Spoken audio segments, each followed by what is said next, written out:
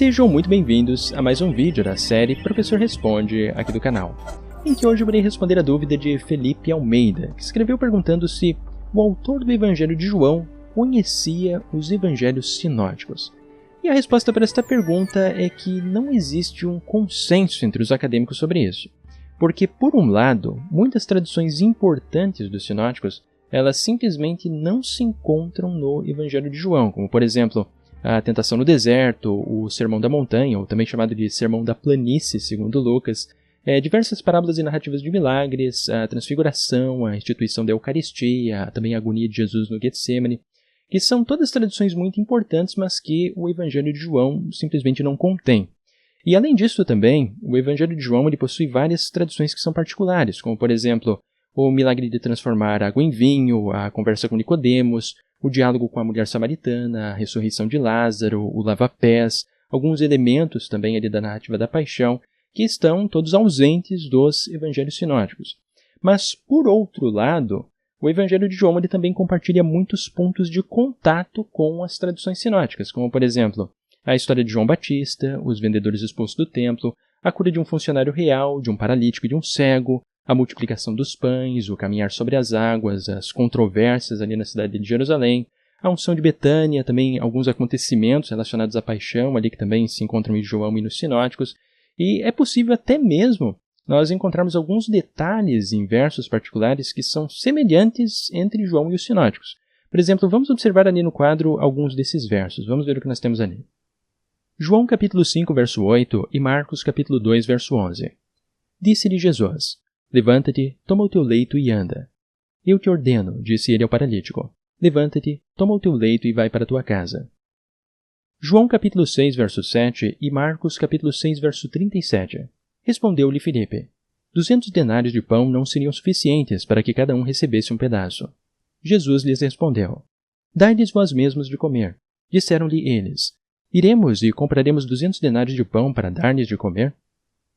João capítulo 12, verso 1 e 3, Marcos capítulo 14, verso 3 e Lucas capítulo 7, verso 37 a 38. Jesus foi a Betânia.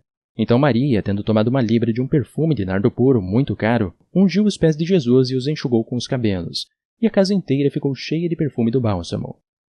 Em Betânia, aproximou-se dele uma mulher trazendo um frasco de alabastro cheio de nardo puro caríssimo, e quebrando o frasco, derramou-o sobre a cabeça dele.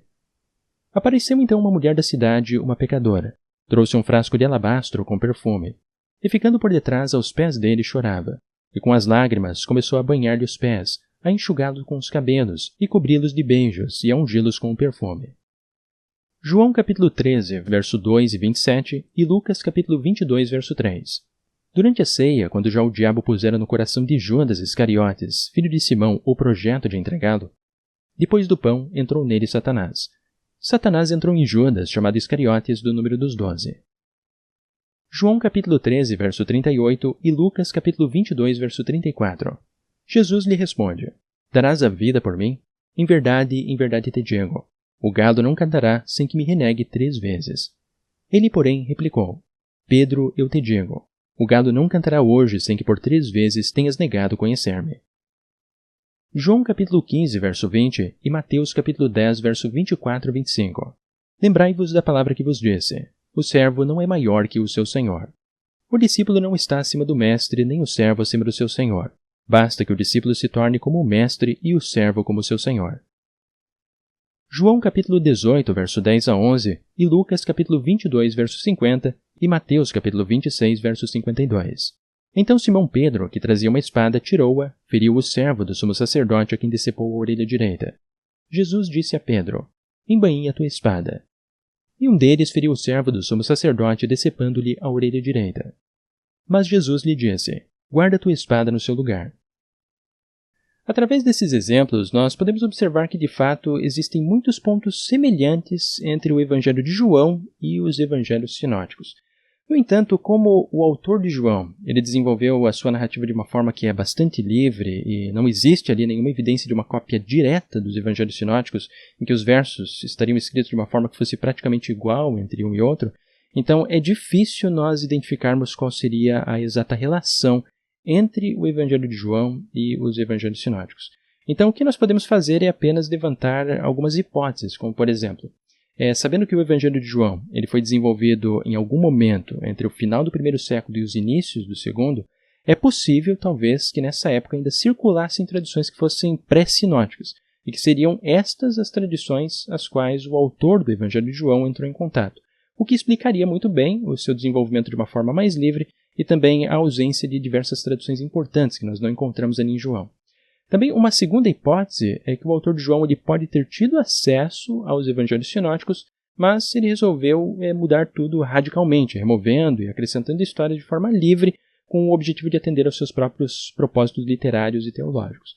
E ainda também uma terceira hipótese é que ele poderia talvez estar se recordando de memória de alguma leitura pública dos evangelhos sinóticos, e por esta razão é que elas não seriam citadas de uma forma precisa e também estariam faltando ali algumas tradições.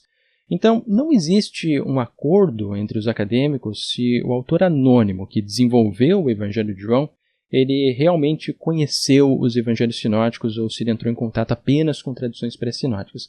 Esta é uma questão que permanece em aberto e nós não sabemos exatamente qual seria a resposta para esse problema.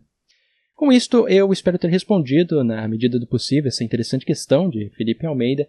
E para aqueles que possuem outras dúvidas ou queiram também realizar outras sugestões de temas aqui para o canal, escrever sugestões, convido a escreverem aqui logo abaixo nos comentários do YouTube, que eu sempre estou lendo ali os comentários e anotando para fazer novos vídeos aqui para todos vocês. E para aqueles que gostaram de mais esse vídeo da série Professor Responde, eu convido a deixarem o like aqui no vídeo para ajudar o canal a crescer e a levar o conteúdo a muitas e muitas outras pessoas. E também para aqueles que apreciam os meus trabalhos aqui no YouTube, eu convido a pensarem na possibilidade de tornarem-se apoiadores aqui do canal através da plataforma do Apoia-se. Com isso eu vou ficando por aqui e nos vemos muito em breve nos próximos vídeos aqui do canal.